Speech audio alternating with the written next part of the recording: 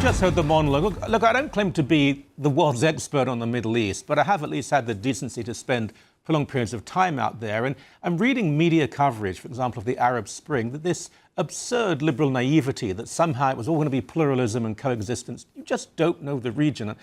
When I was a teenager, I remember when the Shah fell in Iran. The Shah was not ideal, but the Shah would drive around without security. Women dressed as they wanted to dress. So there were gay bars in Tehran. It was a Western society.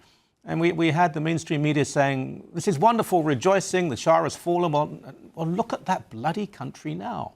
Turkey, similar, and now Egypt. A virtual coup in Egypt, and what will happen next. Steve Emerson knows more than most about this. He's monitored Islamic fundamentalism. He's advised the government. He's an activist and a broadcaster and a fine one. Welcome back to you, sir. Hi, Michael. This is terribly worrying. Egyptian military maneuvers, tanks moving towards the Israeli border. We were reassured it would all be okay with the Muslim Brotherhood government because the army still had the power. Well, now the army generals have effectively been removed.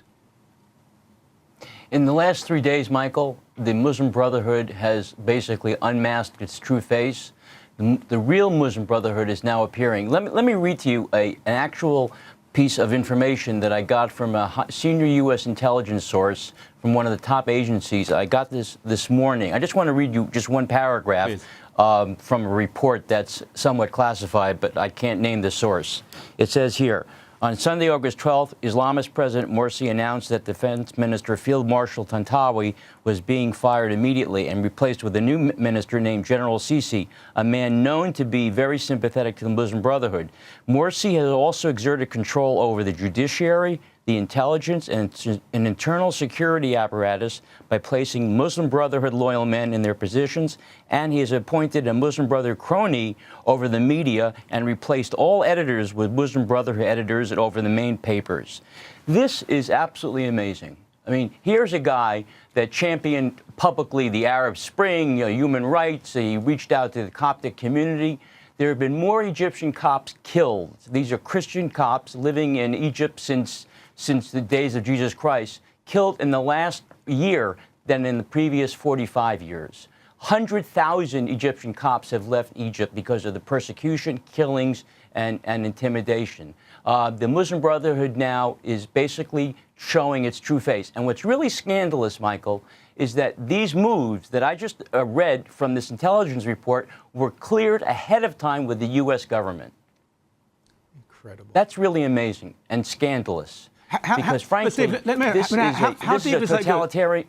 So let me ask you, when you say cleared by the American government, I mean, obviously, I'm reading the accounts from more conservative-minded people who say that Barack Obama is aware of this, he was on side with this.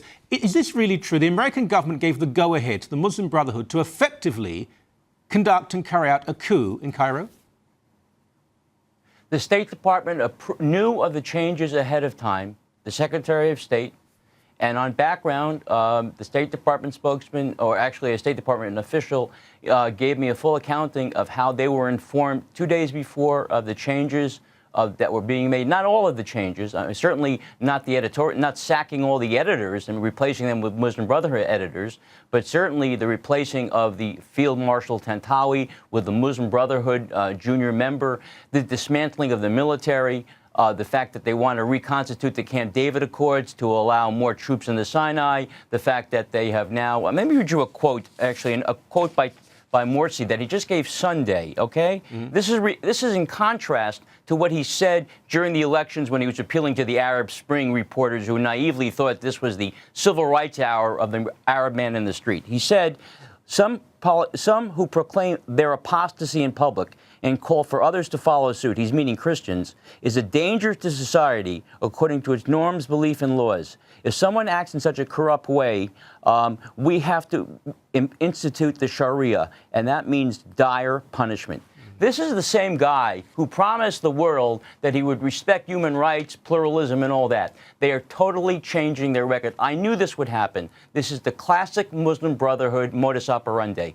You do it slowly, over time, and you essentially get your backers, the U.S., the European governments, to back you because there's no alternative. They're dismantling the military. Look, you made a great analogy to the situation in 1979 when the Shah was overthrown. Everyone welcomed Khomeini as the great reformer. And look what happened now.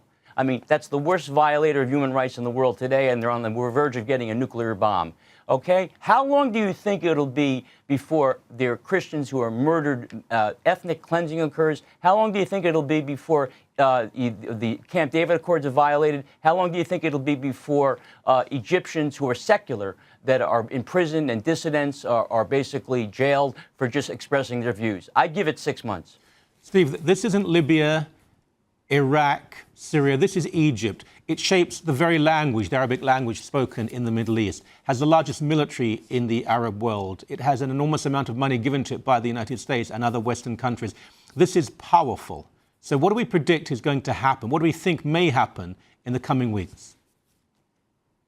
Well, again, the modus operandi of the Muslim Brotherhood is not to impose its change. This was actually unusual because usually they do it much more slowly to basically evade the whole attention that would attend to the world. Again, American reporters finally, for the first time now, are reporting some of this stuff in a negative way. Up until now, they were reporting the Muslim Brotherhood as the great liberal heroes akin to a liberal Democratic Party or whatever, or a pluralist party. Nothing could have been further from the truth.